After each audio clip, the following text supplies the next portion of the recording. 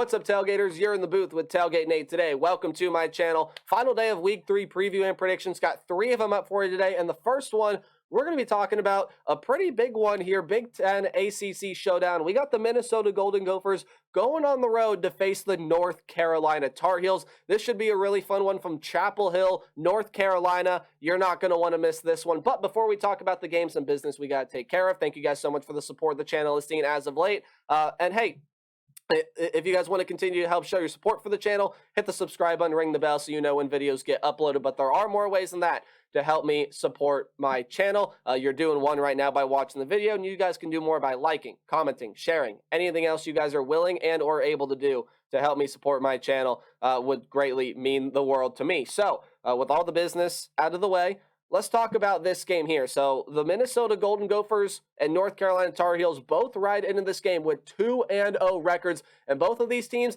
in their own ways, have been impressive. But both teams definitely have a lot of things that they need to work on there as well. But this should be a really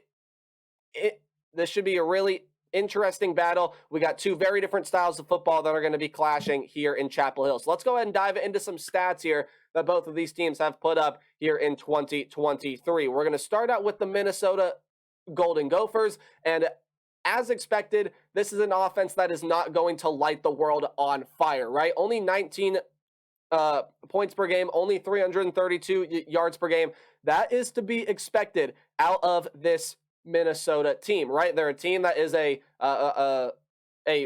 run-first team, and it couldn't really find its rhythm against the Nebraska Cornhuskers. Last week against Eastern Michigan, it exploded. Darius Taylor, Sean Tyler were two very, very big key pieces. Ethan Kaliakmanis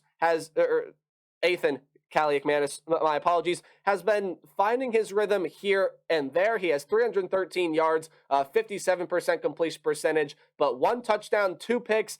There definitely are ways that he can improve his game there as well. He has the wide receivers and the pass catchers to do it. He's got one of the best tight ends in the nation in Brevin Spann-Ford. He's just got to be able to find his rhythm there a little bit better. This is an offensive line that could do a little bit of a better job protecting that quarterback, and an offense in general that maybe could do a little bit better of a job holding on to the football. But this is a Minnesota team that is not led by their offensive unit. No. They are led by the defense, right? The defense is what makes the Minnesota Golden Gophers work. It's what drives this team, right? They forced 5 turnovers, 7 sacks, so they're creating pressure, they're creating turnovers, they're forcing mistakes. Oh, and they're also not allowing teams to score at all. Only 8 points per game through the first 2 games, 223 yards per game, and they look like that they're going to have one of the best pass defenses in the nation once this thing is all said and done. And they got some absolute ballers over there on that side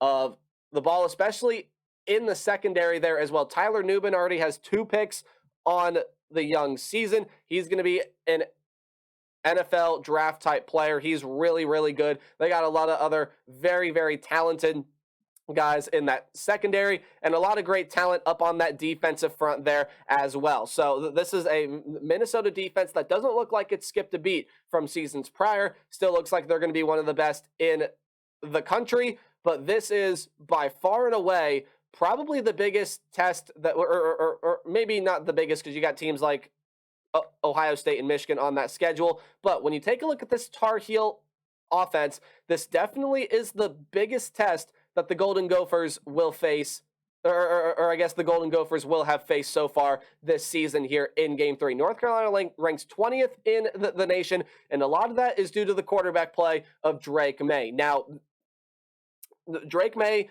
definitely has not been super impressive when it comes to touchdowns and interceptions quite yet. However, just wait. This could be a game where he could explode. For the most part, though, he's looked really, really good. 477 yards, 72% completion percentage. Again, as I mentioned, touchdown-interception ratio just not quite there. He has 2 touchdowns and 2 picks, which are the lone 2 turnovers by this UNC offense. The offensive line is doing a fairly decent job at not letting opposing defensive lines get to their quarterback as well. This looks like it's going to be one of the nation's best third down offenses. And again, they are a very, very balanced attack right now because that rushing game is working really, really well.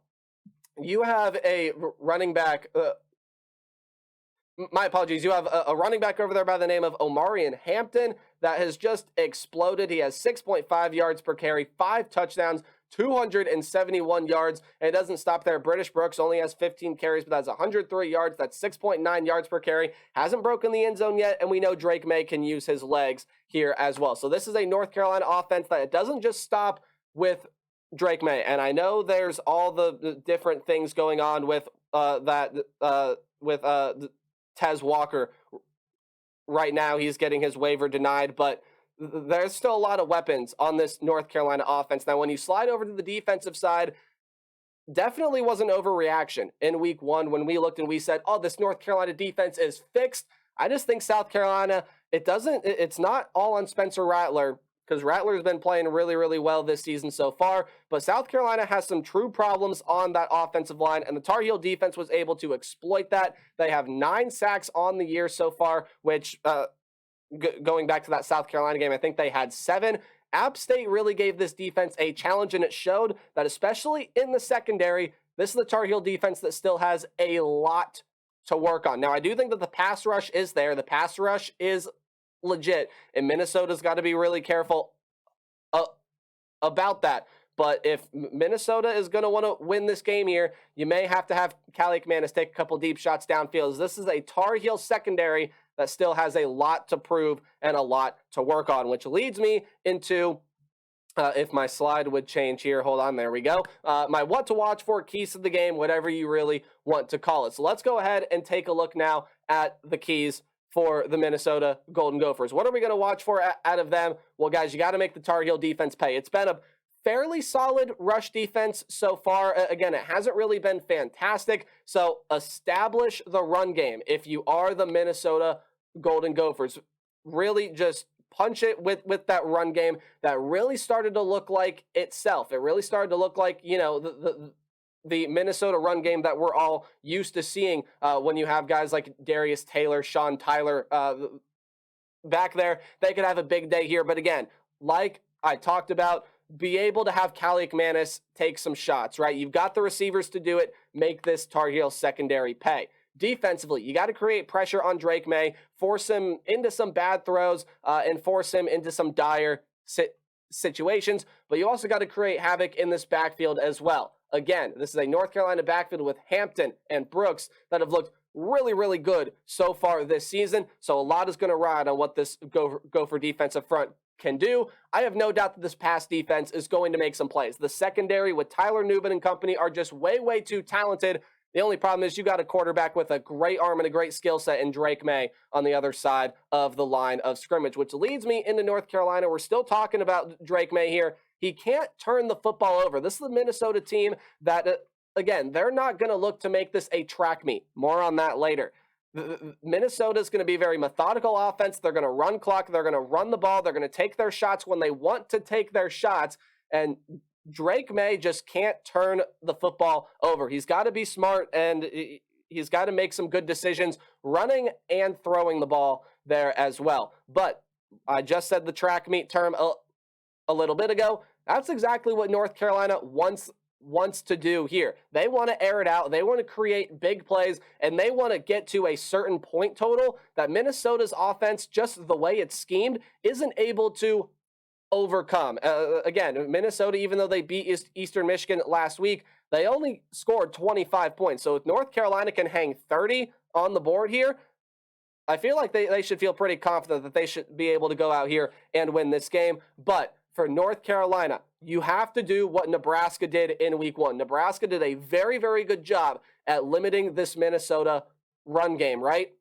That's what North Carolina has to do here. Make a running team throw the football. Yes, Minnesota's going to want to take some shots here, but that's especially going to ring true. You need to force them to take shots instead of having Minnesota being able to pick and choose their moments where they want to throw the football downfield. So stop the run. You're pretty much going to be able to stop this Minnesota offense. That leads me into my prediction here for this game. This should be a fairly entertaining matchup here in Chapel Hill. I know all the sports books, all the odds are leaning towards the North Carolina Tar Heels, and I am too. But this is the Minnesota defense that is going to make this thing interesting. But this is the North Carolina offense that has too much explosiveness, too much firepower. They will go here. They will win this game. I think it'll be a little bit closer than what a lot of the odds in Vegas are saying right now, but North Carolina is a team too explosive on offense. The defense is going to be able to create pressure in the backfield just enough to where the Tar Heels will win this game. That's my thoughts on this one. Leave yours in the comment section down below. And hey, as always, remember to play hard but tailgate harder. See you guys in the next video. Goodbye.